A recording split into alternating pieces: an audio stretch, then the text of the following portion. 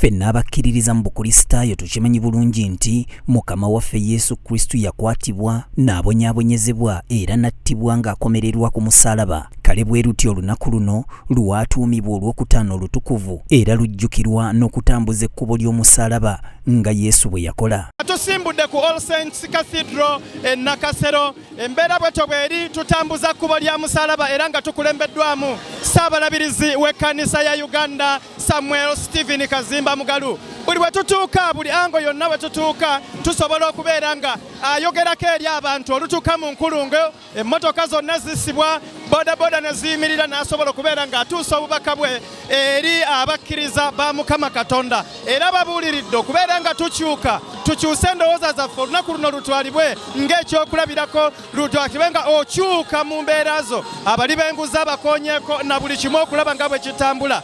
Tukyatambula era nga tugenda paka ku Old Kampala, emikolo emikulu we gigenda okubeera nga gibeera. Tuwerekeddwako bannaddiini ab'enjawulo nga bo balaba emisaalaba gikwatiddwa okusobola okubeera nga tutuukana n'omukolo ogw'amazuukira ga Mukama waffe Yesu Kristo. Olunaku olwaleero olunaku lwakutaano olw'okubonyaabonyezebwa kwa Mukama waffe Yesu Kristo. Y'ensonga lwaki olaba nti Ssaabalabirizi w'ekkanisa ya Uganda akutta omusaalaba ng'akabonero ak'okubonyaabonyezebwa kwa Yesu Kristo.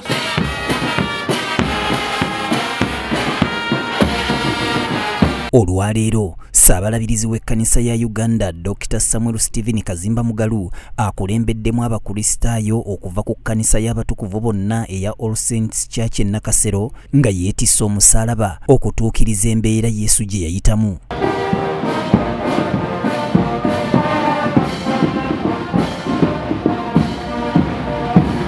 Wano Ssaabalabirizi atambulidde wakati mu luyogaano lw'ennyimba omubadde n'okunyaanyaagiza emirere n'amakondeere.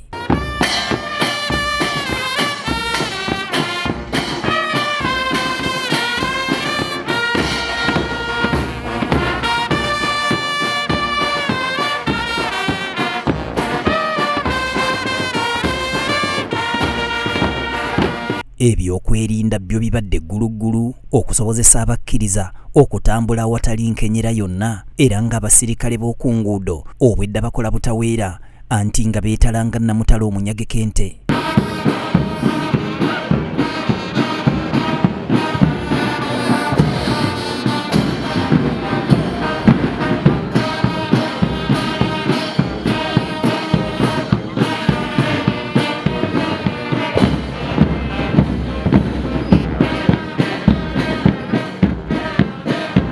Abantu bangi obwedda bayimiridde ku makubo okwerolera ekigenda mu maaso era n'abamu tekibalobedde kuggyayo masimu gaabwe agaseereza okukwata ebifaananyi.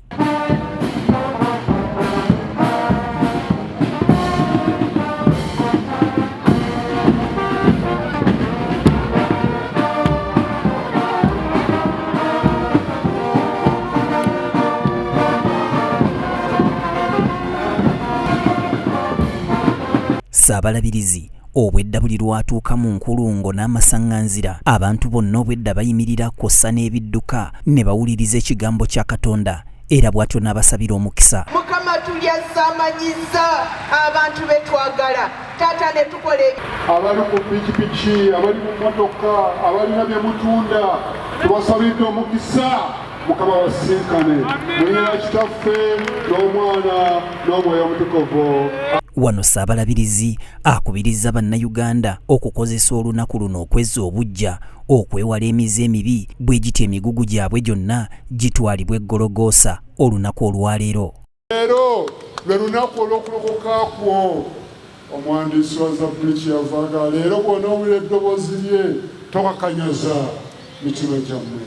N'olwekyo nsaba olwaleero luno Yesu ayagala okusinkana tokanyaza. Lwe lunaku olw'okulokokaako, lwe lunaku olw'okwerennyako, lwe lunaku olw'okukyusibwako. Uganda yeetaaga abantu abategeera olunaku luno, abantu abatali mu kulunkanira bintu bya nsi bino ne beerabira bannaabwe ne balyanga abatalyangako ne bajugubana ne bavaabira ne beerabira abalala. Luno lwe lunaku buli muntu ogga nti ewange nga Yesu bye tusaasira nange kanseeyo omwoyo ku bantu abalala bonna olunaku olw'okuleka obubbi, olunaku olw'okuleka kulowooza mu butemu, olunaku olw'okulwanyisa enguzi, lwe lunaku luno nga tudde obujja nga tuwayo obulamu bwaffe eri Mukama waffe Yesu.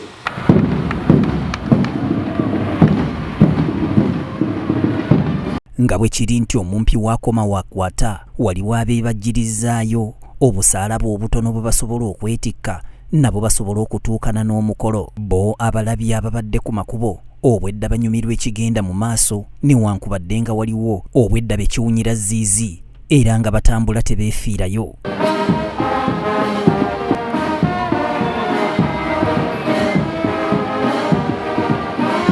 Abamu obwedda beebase ku makubo nga tebamanyina kigenda mu maaso ku lunaku nga luno mu kaseera ng'ako akabadde ak'okusaakaanya. Ssaabalabirizi mu ssaawa ez'akalasamayanzi atuuse mu kifo awategekeddwa omukolo wamu n'okusaba wakati mu mizira era n'atikkulwa omusaalaba bw'atyo n'ayanirizibwa ng'omuzira.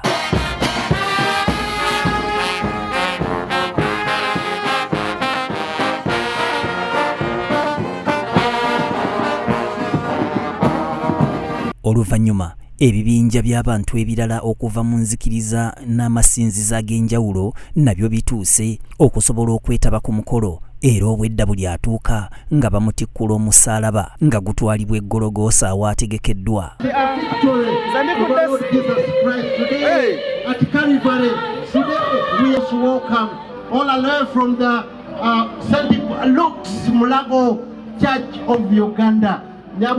Omusumba omukadde w'ekkanisa weebale nnyo ne bannaffe abatambudde. All the chairs and the tents are there available. You can sit wherever you see. Wano bannayuganda abamanyi okulembeka ensimbi tebaalutumidde mwana era babadde ku mugano nga gwanswa anti emmaali bagitaddewo okusobola okwenogera ejjamba. Oluvannyuma kwaya eyatendekeddwa obulungi eridde mu ndago ng'ewerekerwako bbandi okusobola okubugiriza omukolo ng'eyimba oluyimba lw'eggwanga n'olwa East Africa.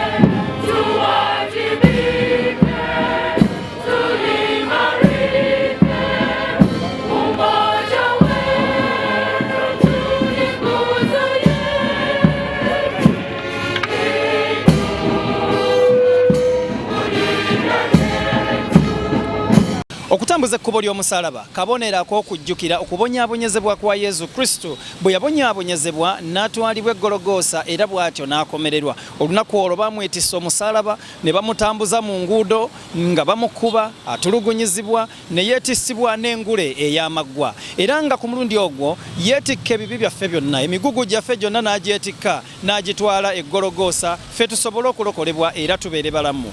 Gwe omulabi wa BTM TV olunaku olwaleero mugugu ki ogugwo Yesu Kristo gwagenze nagwo eggologoosa gwogamba nti omwaka guno naalubala ogw'omugugu Yesu aguntikudde. Kabuye Israel, BTM TV Community Report.